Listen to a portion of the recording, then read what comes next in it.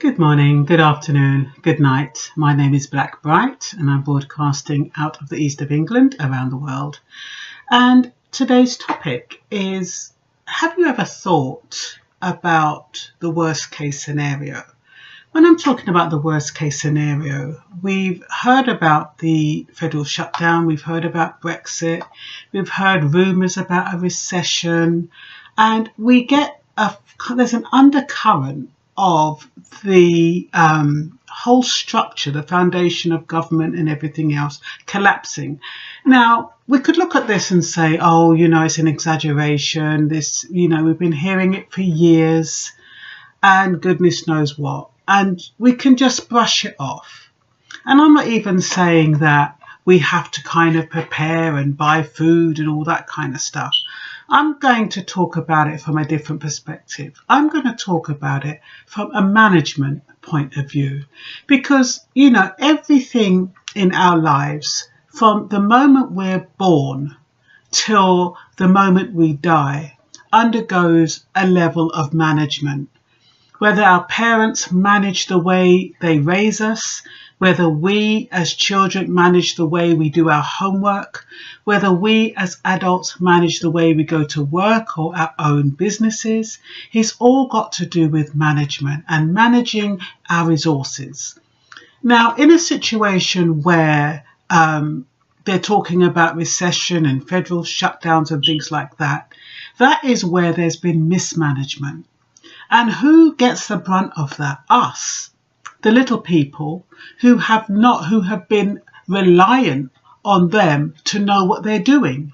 When we elect presidents, when we elect matriarchs, when we elect prime ministers, we expect them to know what they're doing. We expect them to manage the world and everything within the world around us properly, efficiently, effectively, and timely. And when that doesn't happen, we are at their beck and call. We are the ones who are vulnerable.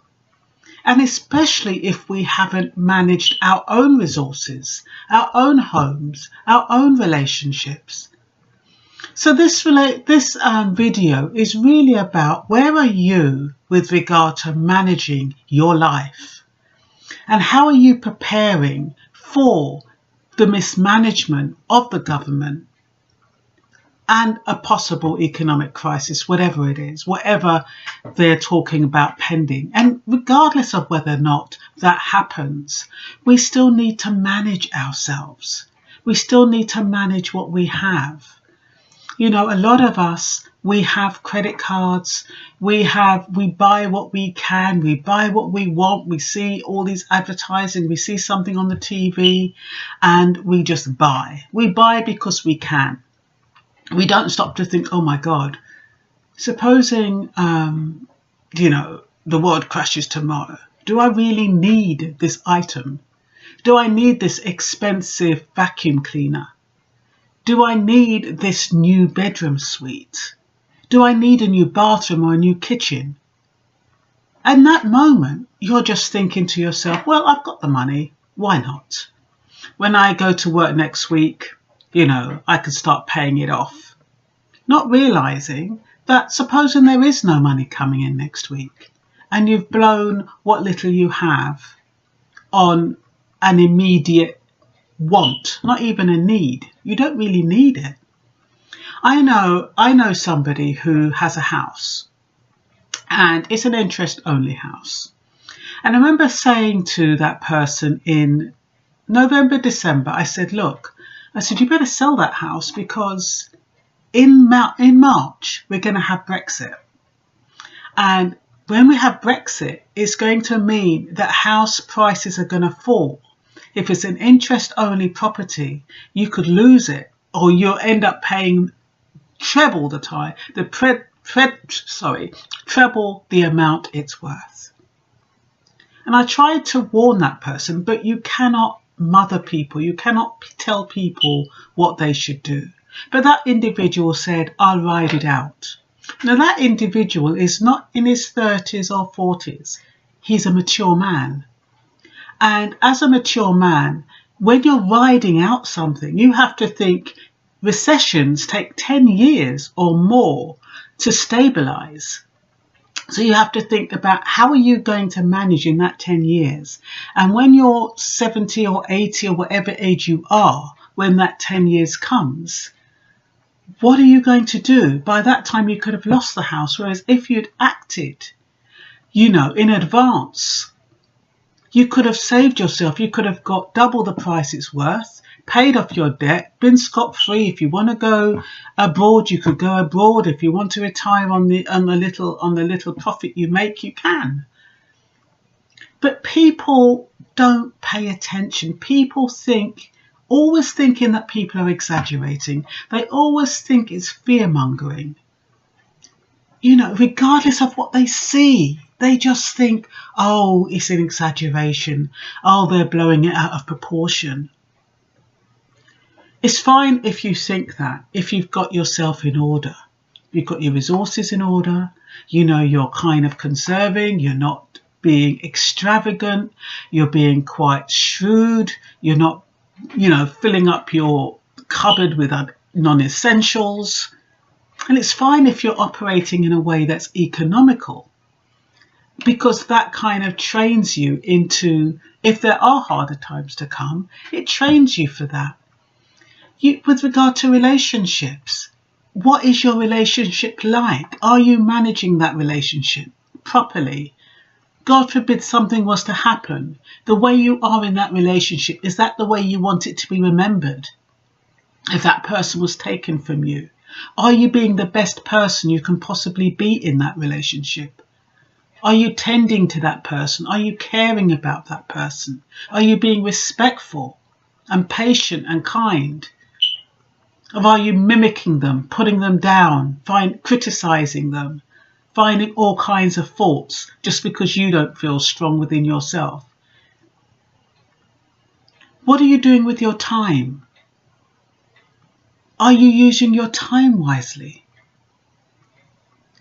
I tell you something, I say these things because I watch it and I see it, and I see people not believing what's happening in front of their eyes. They're not believing it. And I'm not saying it's going to happen today or tomorrow or next week, because nobody knows what's going to happen next week or next month. Nobody knows. But we do know the preparations that are being made, because we're told. We're told on media, and I know there's fake news, and I know, we become skeptical, don't we? When we hear news, we are suspicious, or if something happens, we wonder why it's happening. But, for that moment, we query it, but then it disappears and we get on with our lives. But that moment is what matters. That moment where you think, hang on a minute, should I be paying attention to this? And you should be paying attention to all of those little messages that we're getting, and not take your life and what's happening now for granted. The fact that you've got a roof over your head, don't take that for granted. Make sure you've got everything in order. Make sure your bills are paid. If you can save a little money, save it. I'm not quite sure how it will help you, but did you know that even if you own your house, you're still at risk in a crisis? So there's this thing called eminent domain, and you can paid your mortgage outright, and the government can actually take your home and the land for their public use. They're supposed to give you compensation, but that compensation is up to them. That compensation, if the house is worth 250,000, that compensation could be 5,000, what they deem appropriate at the time. And if we're going through hardship and we're going through a recession, your house might only be worth 5,000. So don't become complacent. Don't think I'm all right, Jack, because I've paid off my mortgage. It doesn't matter. So all I'm saying is, just watch the signs. Be prepared. Manage yourself, your resources, your family, your home, and your work well. Don't be frivolous. For the next couple of years, just watch what's going on. I'm not saying deprive yourself, but just watch what's going on. and be shrewd about your spending. The systems depend on us.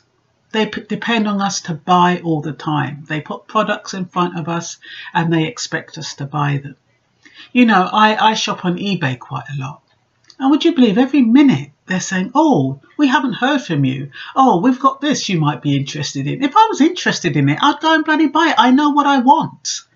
I choose to buy when I want to buy. I don't need somebody prompting me every bloody 5 minutes to buy something. It is so irritating. But I'm quite strong. I might seem like I'm a frivolous person because if I need something, I will buy it. But if I don't, I'm not going to buy it just for the hell of it. I know sometimes we all do that. We all justify a purchase. We all do it. I mean, I've got about 5 coats and I justify getting another coat because I think, oh, that one might not be as warm as the one I'm getting. Load of crap, really, because the coat I just bought, which is, well, I won't say the name, but the coat that I bought, which is supposed to be, snow and Arctic and all that kind of rubbish, I still need a jumper underneath it and I'm still not warm, So I wasted 100 quid on a jacket that's no better than one of my coats that I have that's got a goose down. But, it's in the promotion and it's in, you see a little bit of snow and you think, oh, my God, I don't want to be cold. Worst case scenario, if I get stuck in my car, I need something a bit nifty. So we do justify purchases, but we've got to be careful not to. I mean, I'm preaching to you and I'm not following my own example, but I am trying and I am doing my best. And the most important thing is to be conscious about it. Even if you're not doing it all the time, your conscience will kick in once you're aware and it will reduce what you buy. It will reduce the behavior. It will make you more disciplined. It really will. All you've got to do is think about it and think about where you want to go, where you want to be, how you want to be, and how you want to live in the next couple of years. There are certain things that we cannot control. And like the last depression was, I think, after World War II, we could be facing another depression. And some of these circumstances we just cannot control. But in the meantime, just do the best you can for yourself and your family. And try to manage your life a little bit better than what you're doing now. And that's all for now. Bye-bye.